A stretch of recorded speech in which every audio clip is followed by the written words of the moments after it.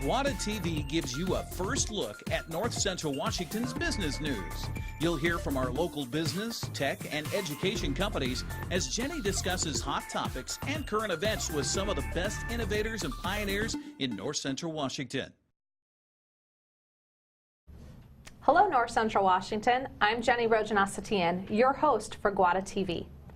Each week on GWATA TV, we feature different entrepreneurs, technology providers, educators, and community members. We're really excited for this week's episode to feature a local institution that's helping champion education for our community.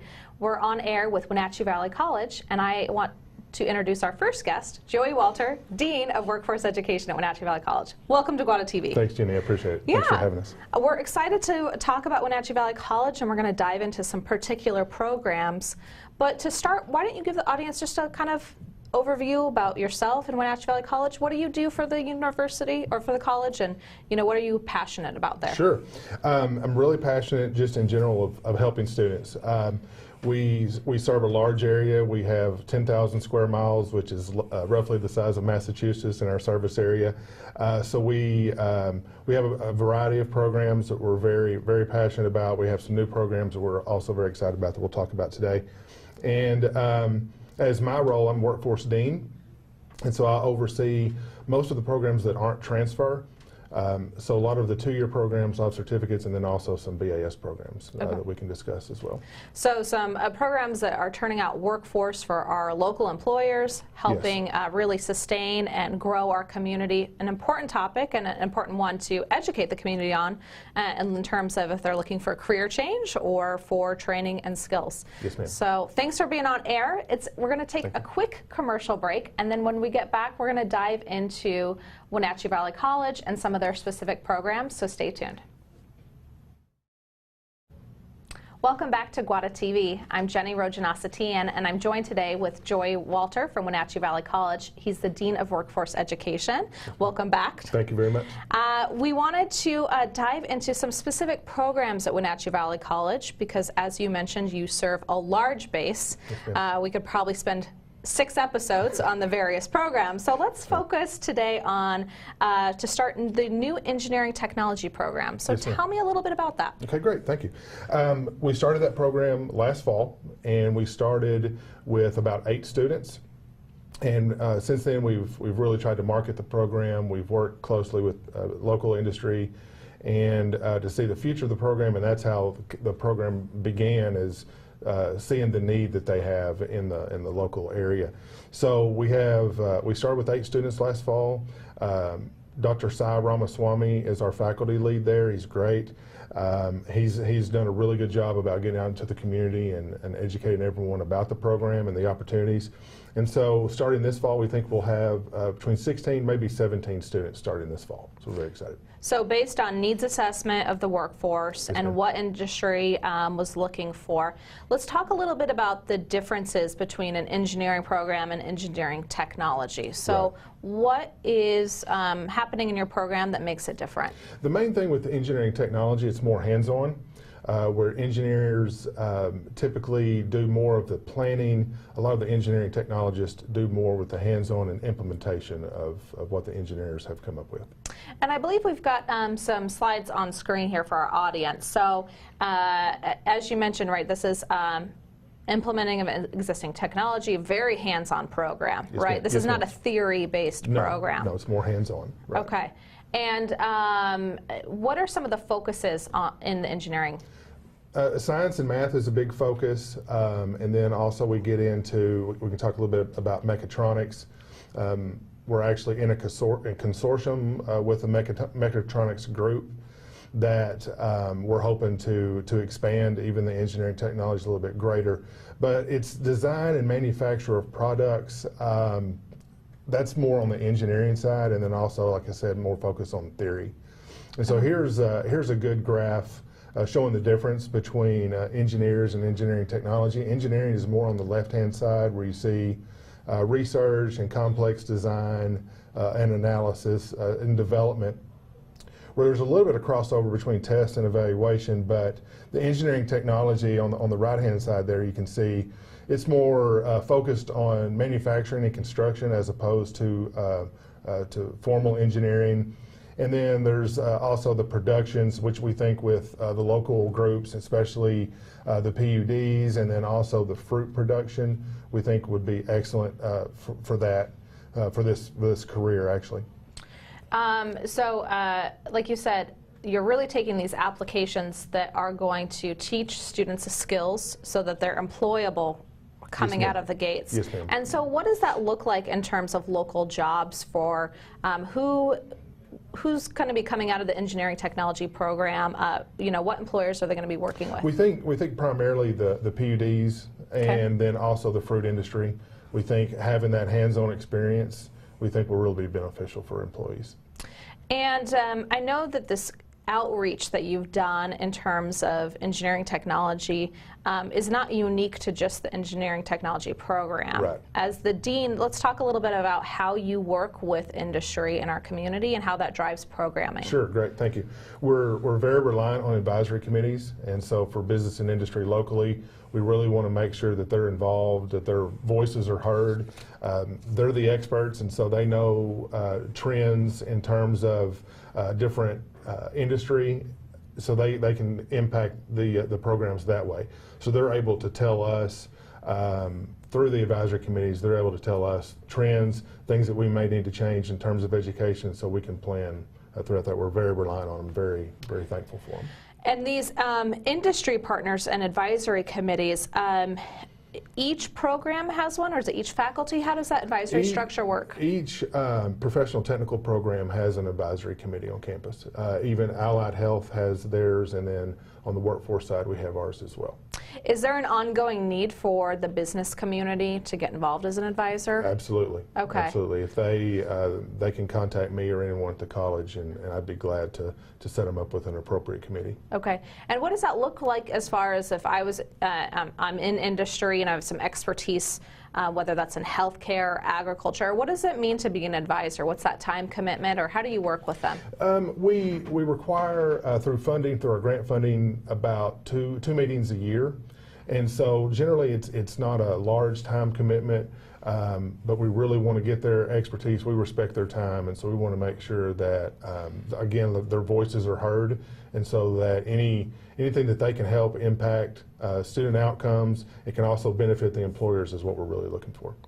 So sounds like a reasonable time commitment, 2 meetings a year, commitment to working with the faculty to look at programs, content, and how that supports in the industry. Yes, ma'am. So great way for those who are listening to get involved if you have are in industry and you have skills that apply to one of the programs, or maybe you're in industry and you're looking for skilled workers where there isn't a program. That's something you want to hear about as well, right? Absolutely, yes. So gaps in employment where our local employers are having trouble getting talent. Right. And that drove this program. Yeah, absolutely. The engineering technology program. So it's great we have a local institution who's really committed to the economic development and the workforce of our community. Yes, ma'am. It's time for a commercial break, but when we get back, we're going to be joined by another faculty from Wenatchee Valley College talking about programs that are teaching our students the skills they need to go into the 21st century. So stay tuned. Welcome back to GWATA TV. Today we're on air with Wenatchee Valley College talking about the range of programs that they offer to our community, as well as how you can get involved. Joey Walter, Dean of Workforce Education, has been on air, and now I'd like to welcome Dr. Karina Vega-Villa. Thank you for coming on air with us. Thank you, Jenny, for inviting me. Yes, and you are the program director for MESA. Mm-hmm. So for the audience who may not know, let's talk a little bit, what is MESA, what does that stand for, and what is your role at the college? Sure. So MESA stands for Mathematics, Engineering, and Science Achievement, and it's a program that started in the 1970s in California and started in Washington in 1982, and it supports the students that want to go into science or engineering fields. And so WVC was one of the 6 colleges that were added to the Washington MESA program last year. And so we have a grant now to support students that are attending WVC that want to transfer to 4-year universities. And so our program is focused on advocating for access, education, and equity in science and engineering. And so we do that by focusing on students as a whole. And when students come to our program, they have the potential to be in the science or engineering field, but they don't have the resources that they need. We work with a lot of students that are Latinos and African American. We also work with the students that are low income or first generation college students. So they have the potential to go into the fields, they just don't have the resources. And so we connect them with those resources, and we focus on those students as a whole. So we like to first make sure that the students know that they belong in education. And that's the greatest struggle for our students, that it's hard for them to see themselves there. So our focus is first to let them know that they belong where they are, and then we empower them to become advocates for themselves. And so we give them the tools that they need to, go talk to a professor after class, or go ask for help from a tutor. And so once we have students that are empowered, then they are much more likely to engage with our services.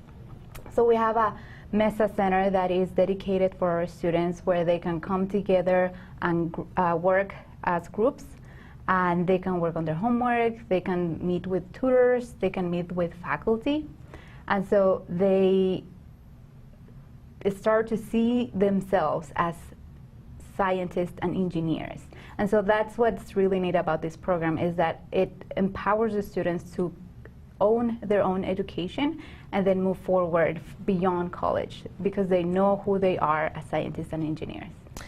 Now, you mentioned that MESA is a kind of a national program that's implemented at universities and colleges across the country. Let's talk about why getting that MESA funding in Wenatchee and to serve the Wenatchee Valley community was so critical. Let's talk a little bit about that population base you're serving. So I know the college was already providing resources for students who may not see themselves on a campus, but now you're going to be able to help how many students with the MESA program, and what does that look like? Right, so our program is going to serve 100 students within a year. And so we already started recruitment for our students.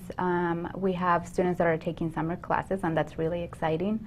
And the college had services. What I like about the college is that they have very engaged faculty, and they have resources as well for students. So MESA is putting it all together. It's allowing for that collaboration to be more organic. And so now faculty that are interested in getting students into a field because they know that they are capable of can connect them to the program, and then the students will be connected with the resources, not only on campus but off campus.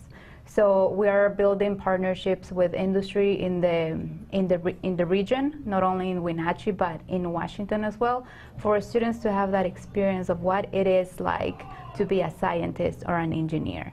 So I think what MESA brings to the table is that collaboration between all the players that we will need for a student to be successful. So we prepare students, and then we have to connect them with resources. And one of the best resources that the college has are the faculty. I've had many conversations with faculty that are really engaged with the program, that are really excited about having their students go beyond the two-year community college, that it's contagious. And so you want to see that student succeed and connect to something that is beyond just college. And we talked a little bit about that workforce connection with Joey earlier, and about advisory committees and how industry is really supporting. Will MESA have advisory committees as well, or is that all within the industry partners, depending on their degree pathway? How does the industry work with MESA? So we are building an advisory board, and that's going to be the focus of our second year. Like I said, this is a new program in the college. We just started at the end of last year. So this year we're going to focus on students. We want to get students to succeed. We want to have success MESA stories. so that then we have a story to tell our industry partners. And so we have had contact with healthcare industry, and they are really excited about that possibility of bringing students to job shadowing. We've had faculty that know people that have engineering background, that are ready to take a bunch of students to go watch an engineer, do their work. So that's going to be our focus on the second year, because our first year is going to be student-centered. Supporting those 100 students, and I think that's really exciting for our workforce employers. You're talking about, 100 new potential employees for jobs, high-wage jobs in our community, because these are STEM fields, which are high demand and also great career pathways in terms of wages. So let's talk a little bit about that. I mean, MESA isn't STEM in the acronym, but how does that intersect with STEM education or STEM pathways? Well, we're probably aware that, nationwide there is there are not enough people with STEM degrees. So roughly 30% of jobs are not being filled because there aren't enough people with the education, with the STEM skills that they need. And Washington is no exception. So we have a lot of job openings that are not being filled, and it doesn't look, if we continue to graduate students to this at the same rate, we're going to have a bigger gap 5 years from now. So we need to focus on STEM education so that we, have that economic impact in the region and the state. So it's important that we focus on STEM. Like you said, it's going to be a life-changing opportunity for a lot of our students, because they are going to be able to have careers that are going to support their families. And like I said, a lot of our students are low income. So a lot of them struggle because they have to balance work and school. And I admire those students because I didn't have to deal with that. I only had to focus on studying, and that was it. And so we are creating that opportunity for students to get careers that are going to get them to a better place. And when you have students that see themselves as advocates for their interests, you're also creating citizens that are going to be advocating for their community. So it's not only the impact that you have in the economy, but also in the community as itself. That is going to grow, right? Because you have now these leaders that have this background in science and engineer that can bring the community up. And as you mentioned, a lot of these students are first ones in their families to go to college. They're coming from low-income backgrounds, so they're going to be able to provide resources that will benefit their family and the generations to come.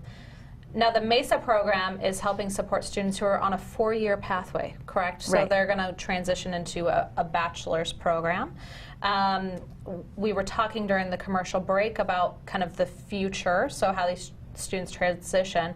Let's start with you first of where do they transition in MESA? What does that future look like? And then we'll talk to Joey about maybe some other bachelor opportunities. Sure. So we have students so far in the program that are interested in going to mostly universities that are local to Washington. So Washington universities, universities in Washington are the main priority for students, but we're trying to give them a view that they probably don't have, because they go to those universities because their friend goes there, because it's close to home.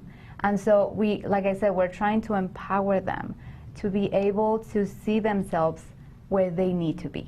Right. And so, even if that's out of state. Right. And even or a little if that's out of farther state. from home. Right. So I have a student that wants to go to WSU because it's closer than, and she doesn't feel very comfortable in the city setting, like in Seattle. Right. So it's we're focusing on Washington universities, but there's really no limit. If we have a student that has the idea of going to a different university, we're going to support them.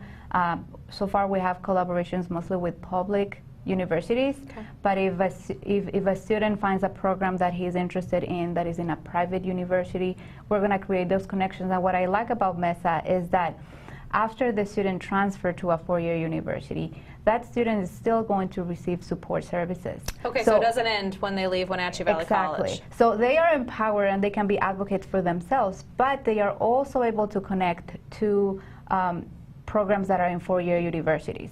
And so we take them to campus visits so that they put a face to a program. So they know when I move to Pullman, I'll have this person to talk to.